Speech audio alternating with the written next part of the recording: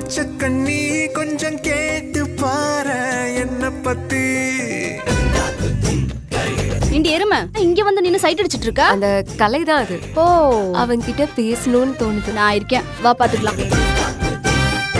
Tea சாப்பிடுறீங்களா? என்னடி உனக்கு ஓகேவா? ஃப்ரெண்ட்ஸ் குடிச்ச டீ எடுத்து குடிக்கிறதுக்கும் நான் குடிச்ச டீயை குடிக்கிறதுக்கும் ஏதோ வேற ஒண்ணு இருந்துச்சுங்க. ரொம்ப அழகா பேசுறீங்க. பறந்து வா வெளியில. ஆதலால் காதல் செய். வரும் ஞாயிறு காலை 9 மணிக்கு காதல் தவறாதீர்கள்.